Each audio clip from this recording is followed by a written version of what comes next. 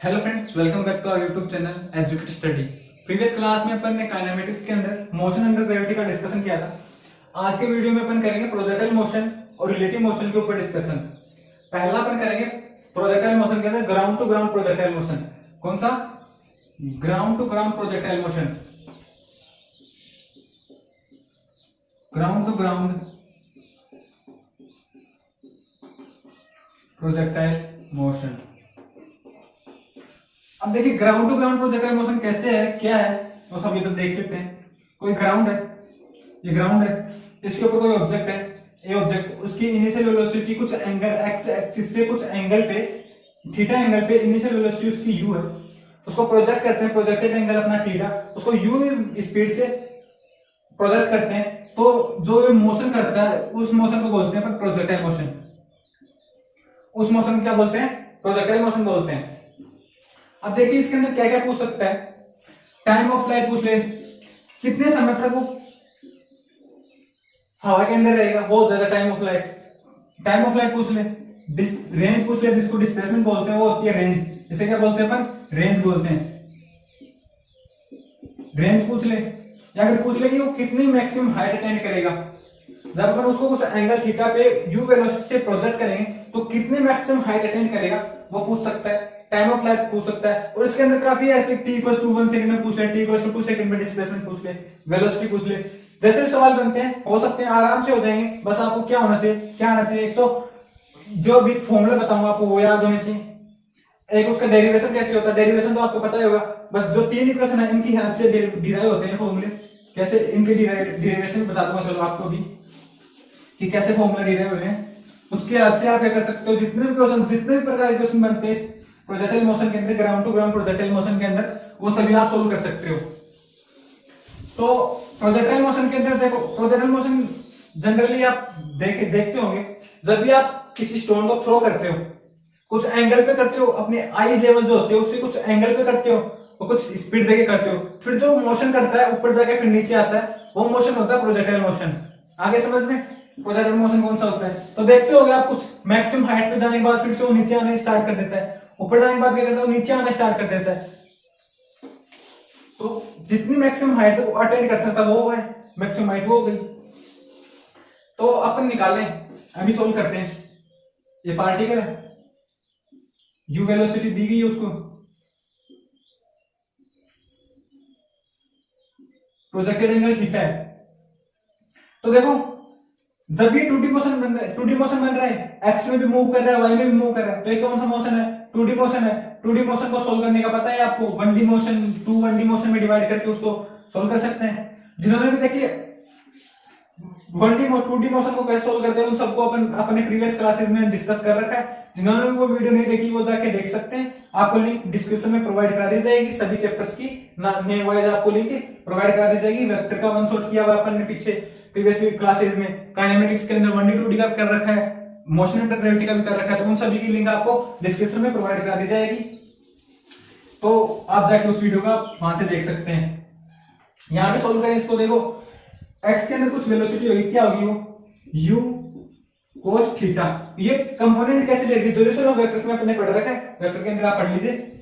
Y के अंदर कुछ वेलोसिटी होगी, जैसे वाई डायरेक्शन है, ये एक्स डायरेक्शन है, इसके अंदर वेलोसिटी होगी यू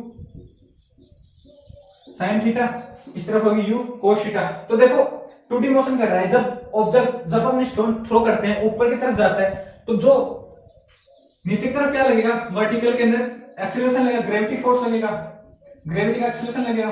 तो और एक्स डायरेक्शन में रियली में तो काफी फोर्स लग जाते हैं, रेजिस्टेंस भी लगता है, तो उसका यहाँ पे क्या लगेगा, केवल और केवल अपने पास ग्रेविटी फोर्स है। तो देखिए जब एक्स डायरेक्शन में जो वेलोसिटी होगी उसकी तरफ कोई फोर्स नहीं लग रहा, तो वो क्या होगी, कांस्टेंट होगी, यू कोस थीटा होगी। जब तक वो हवा के अंदर होगा तब तक उसकी वेलोसिटी कांस्टेंट होगी, यू कोस थीटा। तो ये तो कोई चेंज नहीं हो रहा, वाई के अंदर चेंजमेंट हो रहा है। तो टाइम ऑफ फ्लाइट निकाले अपन। टाइम ऑफ फ्लाइट निकालने के लिए कौन सी वेलोसिटी यूजफुल है अपने के लिए? वाई में जो वेलोसिटी है उससे अपन टाइम ऑफ फ्लाइट निकाल सकते हैं। कैसे? ये क्या हो गया, एक तरीके से वो पहला केस बन गया जो अपन मोशन अंडर ग्रेविटी के अंदर पढ़ रखा था। किसी ऑब्जेक्ट को ऊपर की तरफ यू वेलोसिटी थ्रो करते हैं तो उसका टाइम ऑफ फ्लाइट क्या आता है, क्या होता है? ये होता है ऊपर जाएगा, एक समय आएगा जब उसकी वेलोसिटी 0 हो जाएगी, फिर उसकी वेलोसिटी नीचे की तरफ बढ़ती जाएगी और फिर वो ग्राउंड तक पहुंच जाएगा। ये होता है पूरा टाइम ऑफ फ्लाइट। इसके लिए y में जो भी कंपोनेंट है वो डिपेंड करते हैं। तो टाइम ऑफ फ्लाइट कैसे निकालेंगे अपन?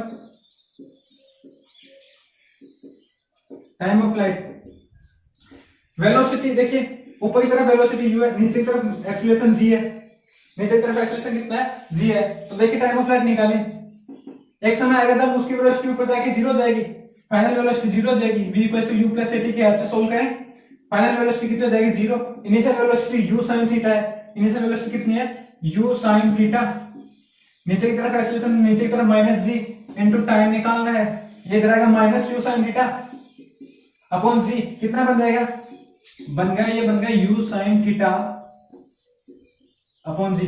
ये टाइम तो वो है जब ऊपर जाने के बाद उसकी वेलोसिटी जीरो हो जाएगी। और इसके अंदर क्या होती है, सिमेट्री अवेलेबल होती है। सिमेट्री के अंदर क्या है, जितना समय ऊपर जाने में लगेगा उतना ही समय नीचे आने में लगेगा। तो time of flight, total time of flight कितना हो जाएगा, इसका ट्वाइस हो जाएगा। तो आपको टाइम ऑफ फ्लाइट कितना मिला, 2u sin थीटा अपॉन जी। आगे डेरिवेशन समझ में, और ये फॉर्मूला आपको याद होना चाहिए। पहला फॉर्मूला आपने डिराइव कर लिया टाइम ऑफ फ्लाइट का 2u sin थीटा अपॉन जी। अपन करते हैं मैक्सिमम हाइट का फॉर्मूला डिराइव, कि मैक्सिमम हाइट कितनी अटेंड करेगा। मैक्सिमम हाइट, जब अपन किसी ऑब्जेक्ट को u वेलोसिटी से थ्रो करते हैं, थीटा एंगल के ऊपर प्रोजेक्ट करते हैं, तो कितनी मैक्सिमम हाइट पे जा सकता है, उसके बाद नीचे आने लग जाएगा। तो मैक्सिमम हाइट निकालते हैं, कैसे निकालेंगे, मैक्सिमम हाइट ऑब्जेक्ट कब अटेंड करेगा, जब उसकी final velocity at the top कितनी हो जाए, जीरो हो जाए, तब उसकी मैक्सिमम हाइट अटेंड हो जाएगी। तो मैक्सिमम हाइट के लिए ये फॉर्मूला निकाल लगा लें, v square equals u square plus 2as। यहाँ पे वेलोसिटी जब जीरो हो जाएगी, फाइनल वेलोसिटी क्या हो जाएगी, जीरो हो जाएगी, तो उसकी जो हाइट आएगी वो कौन सी हो जाएगी, मैक्सिमम हाइट हो जाएगी। तो h max क्या हो जाएगा, यहाँ से ये क्या है, s डिस्प्लेसमेंट है, मैक्सिमम हाइट है, तो ये कितना हो जाएगा, ये जो u स्क्वायर है, u कितना है अपना y एक्सिस में, y एक्सिस में चल रहा है सब कुछ, y एक्सिस में चल रहा है। तो y एक्सिस के अंदर वेलोसिटी जीरो होगी जब उसकी मैक्सिमम हाइट अटेंड हो जाएगी, एक्स में तो वही रहेगी। जब ये ऐसे प्रोजेक्टाइल मोशन करेगा, आपको अभी फील आ जाएगी कैसे किया आपने, देखो इस फॉर्मूला डिराइव कर लो, उसके बाद बताते हैं। तो यहां से देखिए एच मैक्सिमम कितना है, u sin theta, u square sin square theta, इस तरफ आएगा minus u square sin square theta 2 into g minus में माइनस 2g, इधर आएगा क्या बन गया, ये इस तरफ आएगा कितना बनेगा, u square sin square theta minus का माइनस 2g इक्वल टू कितना हो जाएगा, s मैक्स माइनस माइनस किया तो कितना है, u square sin square upon 2 theta, क्या है u square sin square theta upon 2g। ये आपके आ गई मैक्सिमम हाइट आ गई। डेरिवेशन भी समझ में आ गया आपको कैसे निकाला है। तो अपना अगला फॉर्मूला आ गया मैक्सिमम हाइट का, u square sin square theta upon 2g। ये फॉर्मूला आपको याद होना चाहिए, एग्जाम के अंदर थोड़ा आप डिराइव करने बैठोगे। आपका तीसरा फॉर्मूला क्या पूछ लेते कि रेंज पूछ लेते हैं। ये क्या होती है, रेंज होती है टोटल डिस्प्लेसमेंट, जितना एक्स में डिस्प्लेसमेंट होगा उसको बोलते हैं अपन रेंज। तो रेंज पूछ लेते हैं, तो कैसे निकालोगे, तो रेंज देखो डिस्प्लेसमेंट स्पीड क्या, डिस्टेंस क्या होता है, स्पीड इनटू टाइम होता है। इस तरफ स्पीड कितनी थी, u cos थीटा, जो कांस्टेंट होगी, कोई चेंज नहीं होगा, इस तरफ कोई फोर्स नहीं लग रहा है, इसलिए कोई वेलोसिटी के अंदर कोई चेंजमेंट नहीं आएगा। तो रेंज आपकी हो जाएगी speed is equal to u sin cos theta into speed into time. Time of flight कितना आ गया, कितने समय तक मूवमेंट करेगा जब तक वो टाइम ऑफ फ्लाइट होगा, उस समय तक ये टाइम ऑफ फ्लाइट अपना आया था 2u sin theta upon g. तो ये कितना हो जाएगा 2u sin theta upon g, ये कितना हो गया 2 u से u square 2 sin theta into cos theta upon g. देखिए 2 sin थीटा cos थीटा किसका फॉर्मूला होता है, sin 2 थीटा का होता है। तो ये क्या बन गया u square sin 2 theta upon g. तो आपका रेंज का फॉर्मूला क्या हो गया, u square sin 2 theta upon g. तो देखिए आपको तीनों फॉर्मूले मिल गए, पहला टाइम ऑफ फ्लाइट का, दूसरा मैक्सिमम हाइट का, तीसरा रेंज का। रेंज का फॉर्मूला आया था u square sin 2 theta upon g. ये तीनों फॉर्मूले आपको याद होने चाहिए। अब देखिए कैसे क्या है, कब मैक्सिमम हाइट अटेंड होती है, कहां क्या होता है, देखो अभी बताता हूं। ये ग्राउंड है, एक यहां से ऑब्जेक्ट प्रोजेक्ट के द्वारा u वेलोसिटी से प्रोजेक्टेड एंगल थीटा है। ये मूवमेंट कैसे करेगा, ये प्रोजेक्टाइल मोशन बनाएगा ऐसे। इसके अंदर भी सिमेट्री अवेलेबल होती है। सिमेट्री कैसे, ये हो गई यहाँ पे मैक्सिमम हाइट होगी h मैक्स, ये क्या है अपना मैक्सिमम हाइट है, तो मैक्सिमम हाइट के अंदर इनिशियल जो y में वेलोसिटी होगी, फाइनल वेलोसिटी, वो तो जीरो जाएगी। x में क्या थी, यहाँ पे u cos थीटा थी, इनिशियल इस तरफ y में क्या थी, u sin थीटा थी। तो मैक्सिमम हाइट कब अटेन करेगा, जब y में जो वेलोसिटी वो कितनी हो जाए, जीरो हो जाएगी फाइनल। उस समय x में तो वेलोसिटी रहेगी, क्या रहेगी, u cos थीटा, क्योंकि x में कोई फोर्स नहीं लग रहा, इसलिए वेलोसिटी में कोई चेंज नहीं होगा। ये हो गया, ये हो गया अपनी फाइनल पोजीशन। तो इसमें सिमेट्री कैसे है कि जितनी ग्राउंड पे स्टार्टिंग में वेलोसिटी होगी उतनी ही यहाँ होगी, सेम एंगल थीटा के साथ होगी। जितना डिस्प्लेसमेंट, जितनी मैक्सिमम हाइट होगी, जितना समय इतना डिस्प्लेसमेंट लगेगा, वही टाइम ही होगा, सेम है। मोशन अंडर ग्रेविटी में सिमेट्री देखी थी, डिट्टो वैसी ही सिमेट्री यहाँ अवेलेबल होती है। तो ये हो गई सिमेट्री की बात होगी यहाँ पे, और आपको पता चल गया मैक्सिमम हाइट कब अटेंड करती है, वहां पर क्या क्या होता है। ठीक है, रेंज हो गई अपनी ये पूरी, कितना डिस्प्लेसमेंट हुआ, कितना हुआ था, u square sine 2 theta upon g. ठीक है, अब ये तो हो गई अपने time of flight, maximum height और रेंज के ऊपर डिस्कशन। अब देखिए इसके अंदर एक काफी इंपॉर्टेंट बात है कि रिलेशन होता है रेंज हाइट में, वो भी डिस्कस करेंगे अभी। अब मैं आपसे पूछ लूं कि किसी भी ऑब्जेक्ट को आप किस एंगल पे थ्रो करें कि वो जो उसकी जो रेंज होती है, जो डिस्प्लेसमेंट होता है एक्स में, वो मैक्सिमम हो। यदि किसी ऑब्जेक्ट को आप u वेलोसिटी से थ्रो करते हो, कितने एंगल पे थ्रो करो कि जो उसकी रेंज हो वो मैक्सिमम हो जाए, रेंज क्या हो जाए, मैक्सिमम हो जाए। तो उसके लिए थीटा निकालो, कितना थीटा हो। तो देखिए रेंज का फॉर्मूला अपना क्या था, u square sine 2 theta upon g था। तो साइन थीटा की वैल्यू कहां से कहां होती है, -1 से 1 होती है। रेंज मैक्सिमम हो, रेंज मैक्सिमम कब होगी, जब साइन थीटा की वैल्यू आपको क्या मिल जाए, मैक्सिमम मिल जाए, क्योंकि ये तो कांस्टेंट है, वेरी क्या कर रहा है, थीटा वेरी कर रहा है। तो साइन थीटा की वैल्यू आपको क्या मिल जाए, मैक्सिमम मिल जाए, उस वक्त आपकी रेंज क्या होगी, मैक्सिमम होगी। साइन थीटा की वैल्यू मैक्सिमम कितनी होती है, 1 होती है। कब होती है, जब थीटा जो अंदर जो एंगल हो कितना हो जाए, 90 हो जाए। तो यहां से देखिए साइन 2 थीटा जब आपको कितना मिल जाए, 90 डिग्री मिल जाए, सॉरी 1 मिल जाए, तब होगी मैक्सिमम। और 1 कब होता है, जब एंगल कितना हो, थीटा हो, 2 थीटा कितना हो जाए यहाँ पे 90 डिग्री, यहाँ से थीटा कितना आता है अपना 45 डिग्री आता है। तो at theta equals to 45 degree projectile motion has maximum range and that is कितनी, जब थीटा आपके पास 45 डिग्री हो तो जो प्रोजेक्टाइल मोशन आता है उसका रेंज क्या होती है, मैक्सिमम होती है। और वो कितनी होती है, u square by g, u square by g. आगे समझ में। अब इसी के बाद एक काफी इंपॉर्टेंट पॉइंट है कि जो प्रोजेक्टाइल मोशन करवा रहे हैं, two complementary angles, complementary angles क्या होते हैं, जिनका सम, एंगल्स का सम करने के बाद कितना बने 90 डिग्री बने, वो होता है कॉम्प्लीमेंट्री एंगल्स। तो दो कॉम्प्लीमेंट्री एंगल्स के जो प्रोजेक्टाइल मोशन कराते हैं उनकी रेंज क्या होती है, सेम होती है। हाइट और टाइम ऑफ फ्लाइट क्या होती है, डिफरेंट होती है। जैसे यहां देखिए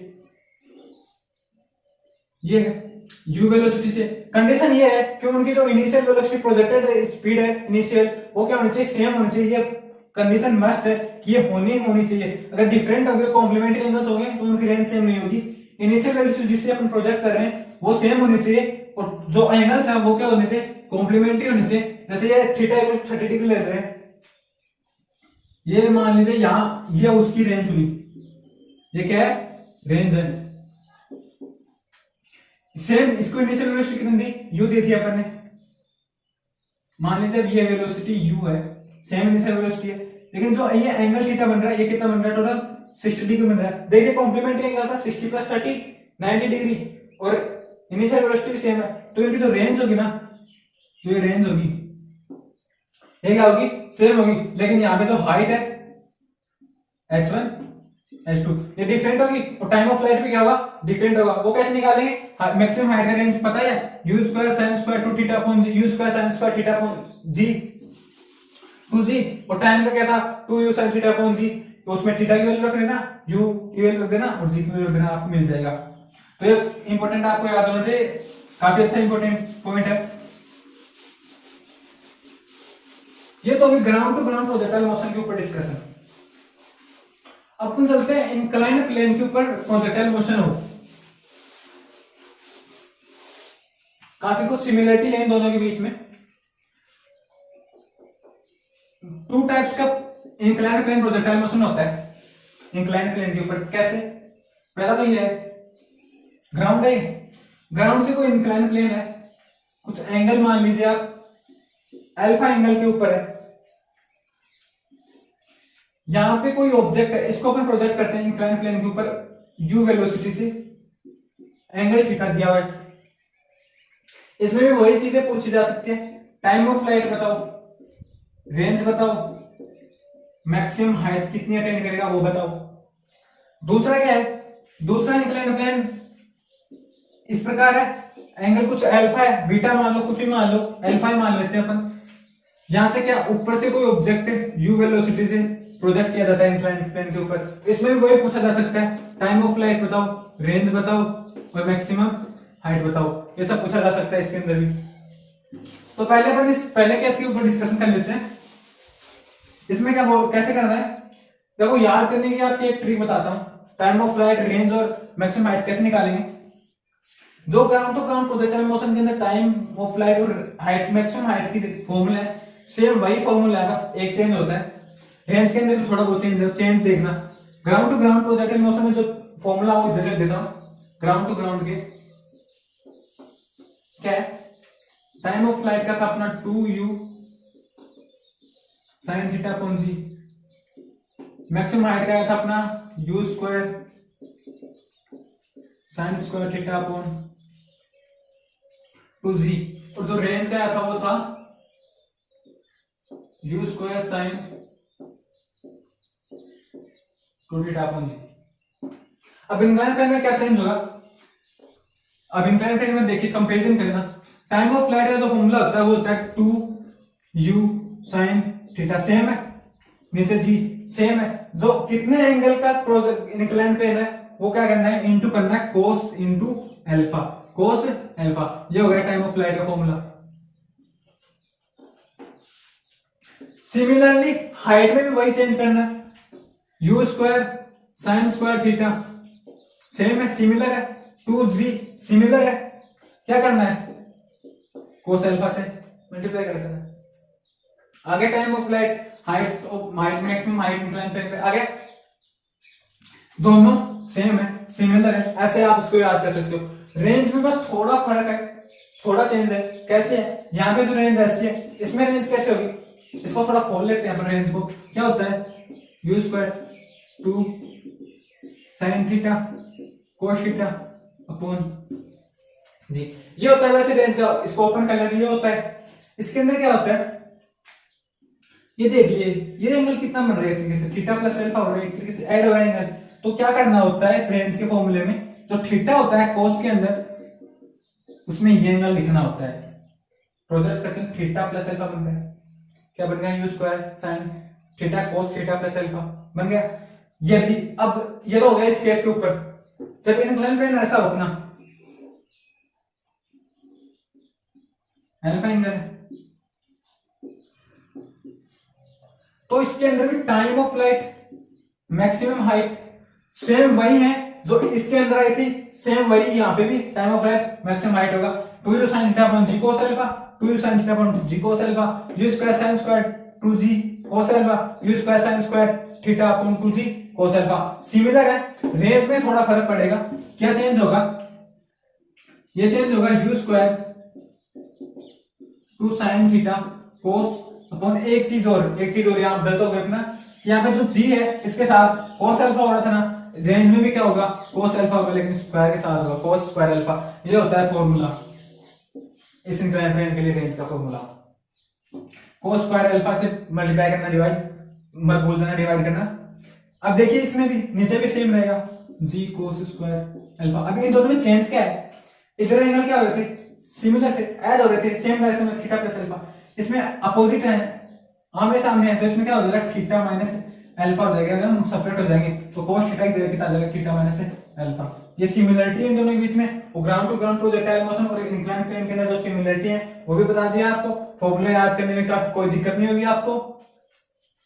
तो यदि आप ग्राउंड टू ग्राउंड प्रोजेक्टाइल के जितने फॉर्मूले हैं याद है, तो आप इंक्लाइंड प्लेन को भी फॉर्मूलाज को भी याद कर सकते हो आसानी से। इसे आप बता दें कैसे क्या रिलेशन है इनके बीच में।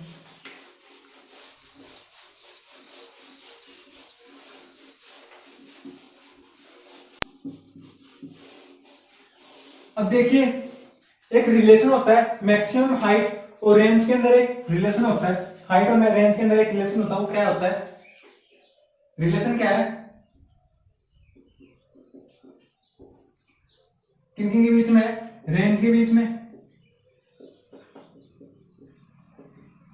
हाइट के बीच में, और प्रोजेक्टेड जो एंगल होता है थीटा अपना उसके बीच में। इनके बीच में एक रिलेशन होता है, वो रिलेशन होता है tan theta equals 4h by. ये रिलेशन होता है, काफी इंपॉर्टेंट है। इससे क्वेश्चन भी पूछा जाता है, डायरेक्ट क्वेश्चन बनता है, find the angle at which height of projectile motion and range are equal. तो क्या कितना एंगल होगा, कैसे निकालेंगे, देखिए हाइट और रेंज को क्या कर दें, इक्वल पुट कर दें। tan थीटा इक्वल्स कितना हो जाएगा 4h अपॉन रेंज और हाइट क्या इक्वल है, कितना आ गया tan थीटा इक्वल्स टू 4। यहां से थीटा कितना आएगा अपना tan इनवर्स 4 हो गया। ये होता है रिलेशन। अब अपन चलते हैं अपने रिलेटिव मोशन के ऊपर। प्रोजेक्टाइल मोशन के अंदर जितने फॉर्मूलाज थे इंक्लाइंड प्लेन के ऊपर, ग्राउंड टू ग्राउंड और जो रिलेशन है वो सब हमने डिस्कस कर लिया। अब अपना लास्ट टॉपिक बचता है रिलेटिव मोशन।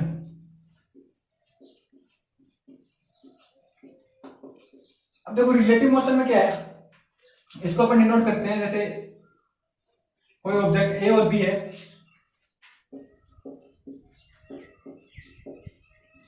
इनकी कुछ वेलोसिटी है बी ए बी।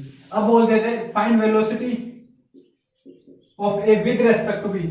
इसको कैसे बोलते हैं, velocity of A with respect to B, B के रेस्पेक्ट में, जिसके रेस्पेक्ट में ले रहे हैं उसका मतलब है उसको एक तरीके से अपन क्या कर देते हैं, स्टॉप कर देते हैं, रोक देते हैं। तो velocity of A with respect to B जब वो सेम डायरेक्शन में हो तो उसको अपन कैसे लिखते हैं, V A minus V B. जब वो अपोजिट डायरेक्शन में हो, 1D की बात कर रहे हैं अपन, 2D भी आएंगे अभी थोड़ी देर पहले। ये वेलोसिटी ऑफ v है, ये b की वेलोसिटी अपोजिट डायरेक्शन में है, तो velocity of a with respect to b क्या हो जाएगी, वेलोसिटी ऑफ a माइनस, अब उल्टा अपोजिट होगी तो माइनस साइन लग जाएगा, कितना हो जाएगा velocity of a plus velocity of b। आगे वेलोसिटी ऑफ a b, और यदि दोनों परपेंडिकुलर हो, इधर वेलोसिटी ऑफ a हो, इसमें कुछ नहीं, तो मैग्नीट्यूड होता है वही वेलोसिटी होता है, velocity of a square plus velocity of b square. ये क्या हो जाएगा, velocity of a with respect to b हो जाएगा। ये हो गई 1D की बात। अपन चलते हैं 2D के अंदर, जब रिलेटिव मोशन हो उसको अपन एक क्वेश्चन के हेल्प से समझेंगे।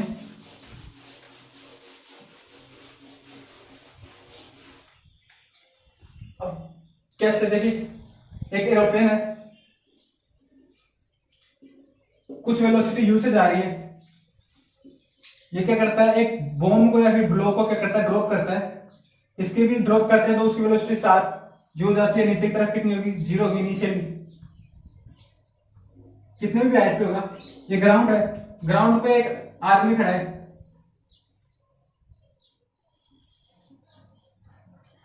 ये m, एरोप्लेन को m नाम से डिनोट करते हैं।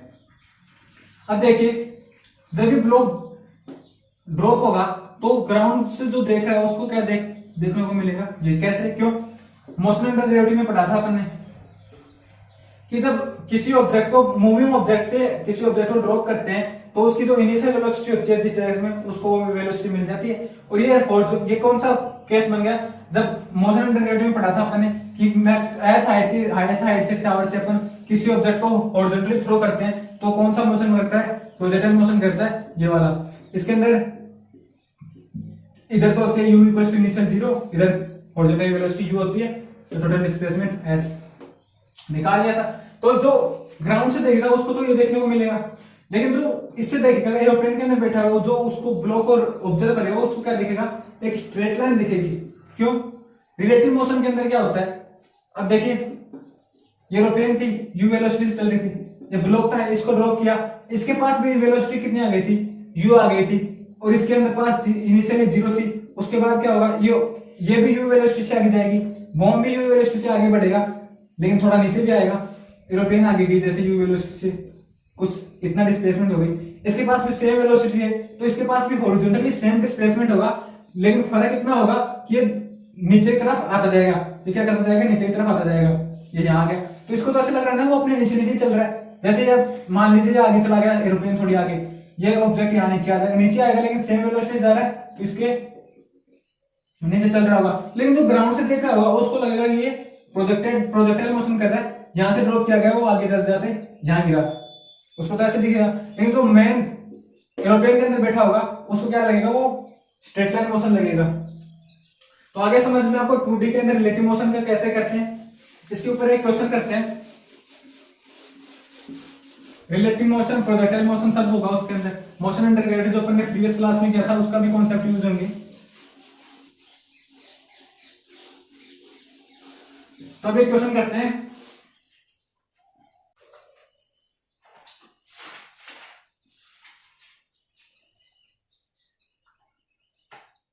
क्वेश्चन क्या बोल रहा है,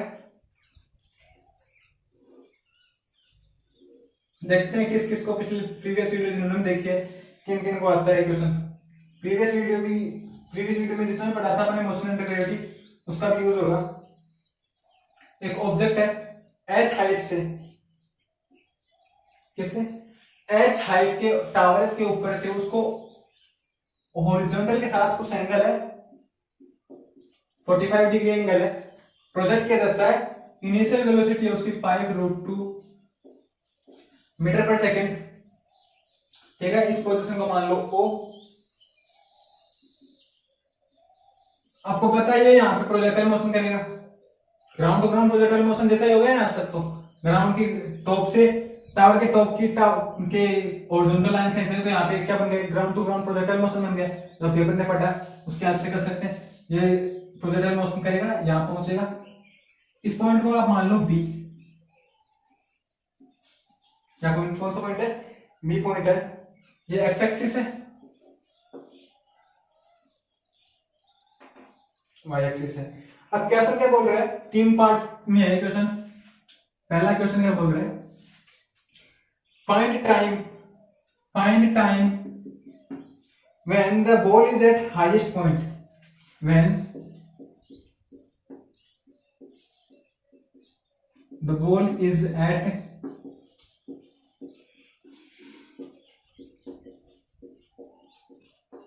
highest point। दूसरा क्वेश्चन क्या है, find the time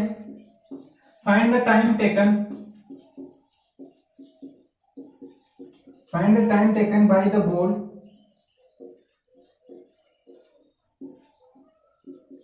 to reach the ground।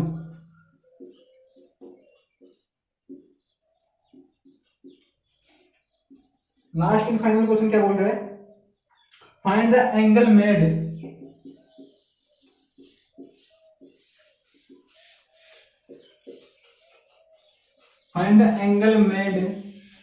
with the horizontal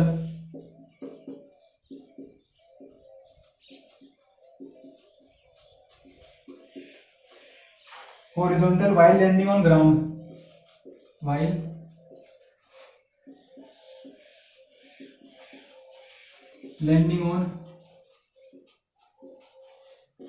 ये 3 क्वेश्चन है, इनके आंसर लिख देता हूं, आप खुद से ट्राई करना घर पे, इनकी तरीका बता दूंगा आपको कैसे करना है। इसका आंसर तो आएगा t = ½ सेकेंड, ठीक है। जो बी ऑप्शन है इसका आंसर आएगा t = 5 सेकेंड। तो तीसरा क्वेश्चन है इसका आएगा θ =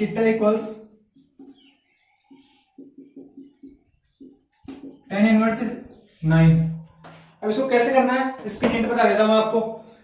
क्या बोल रहा है, मैं find time when the ball is eight highest point. Highest point कहां होगा, ये होगा, कितना टाइम लगेगा यहां पहुंचने के लिए। टाइम ऑफ फ्लाइट के अंदर कब time, ground to ground projectile motion अपन ने पढ़ा, उसके अंदर टाइम ऑफ फ्लाइट के अंदर फॉर्मूला क्या था अपना, t = u sin theta upon g, 2u sin theta upon g होता है, वो केवल पूरा टाइम ऑफ फ्लाइट का होता है। ये कितना है, हाफ है, और सिमेट्री होती है इसलिए इसको 2 से डिवाइड कर देंगे, कितना आ जाएगा u sin theta upon g। ये फॉर्मूला लगाना, जो गिवन है y के अंदर निकालेना, थीटा पता ही है, g पता ही है, टाइम आ जाएगा। Time taken by the ball to reach the ground, ground यहाँ पे पहुंचेगा, ग्राउंड पहुंचेगी बॉल तो कितना टाइम लगेगा, इसके अंदर दो प्रोजेक्टाइल मोशन बन रहे हैं। पहला ये ग्राउंड टू ग्राउंड, यहां से यहां तक का टाइम निकाल सकते हो टाइम ऑफ फ्लाइट के फॉर्मूले से 2u sin theta upon g की हेल्प से, सब गिवन है। तो इसके अंदर t1 मान लो, यहाँ पे कुछ टाइम लगेगा t1। t2 के लिए ये प्रीवियस वीडियो में पढ़ा था मोशन अंडर ग्रेविटी के अंदर, यहाँ पे वेलोसिटी होगी कुछ इस तरफ होगी वेलोसिटी, इसका y के अंदर कंपोनेंट आएगा। y के अंदर जो कंपोनेंट्स होते हैं वही वो फैक्टर से होते हैं जिसके कारण क्या होता है, y के अंदर ग्राउंड के अंदर आएगा, ऑब्जेक्ट क्या है ग्राउंड की तरफ आएगा, तो y के अंदर इसका कंपोनेंट निकालेंगे, फिर जितनी हाइट है फॉर्मूला लगा देंगे s equals to ut plus half t square, उसकी हेल्प से t2 टाइम आ जाएगा। टोटल टाइम कितना हो जाएगा t1 प्लस t2, जो होगा B option. B question. Third question क्या बोल रहा है, find the angle made with the horizontal while landing on the ground. जब ऑब्जेक्ट ग्राउंड पे लैंड कर जाएगा तो उसकी कुछ वेलोसिटी होगी इस तरफ, क्योंकि प्रोजेक्टाइल मोशन कर रहा है, तो इसका हॉरिजॉन्टल के साथ कितना एंगल है वो निकालना है। तो इसको कैसे करेंगे, इसके अंदर क्या, यहां से ग्राउंड पे जो वेलोसिटी पहुंचेगी इसकी वी निकाल लेंगे कि वाई में कितनी वेलोसिटी है। एक्स में वेलोसिटी सेम रहेगी क्योंकि एक्स में कोई फोर्स नहीं लग रहा। एक्स में कितनी वेलोसिटी है 5√2 cos 45 कितनी हो जाएगी 5, तो एक्स के अंदर 5 रहेगी। इधर वी वाई निकाल लोगे आप, कैसे निकालोगे, यहाँ से इसका कंपोनेंट आएगा, इसका कंपोनेंट आएगा, यहाँ से हाइट पता आपको, टाइम पता चल ही जाएगा, तो v equals to u plus AT की हेल्प से निकाल सकते हो। वी वाई आ जाएगा आपके पास, वी वाई आ जाएगा, वो वी वाई यहाँ लगा देना, theta theta tan theta equal to क्या होता है परपेंडिकुलर अपॉन बेस, हो जाएगा यहाँ से tan थीटा मिल जाएगा। tan थीटा के बाद थीटा कितना आ जाएगा tan इनवर्स 9। ये हो गया आपका क्वेश्चन। तो खुद से ट्राई करना है आप इस क्वेश्चन को, आंसर आपको दे दिए हैं। आज के लिए इतना ही, इसी के साथ अपना काइनेमेटिक्स चैप्टर कंप्लीट होता है। अभी इसके अंदर बचता है रेन मेन प्रॉब्लम और रिवर मेन प्रॉब्लम, उसको उसके ऊपर एक अलग से क्लास ले लेंगे कल, ठीक है।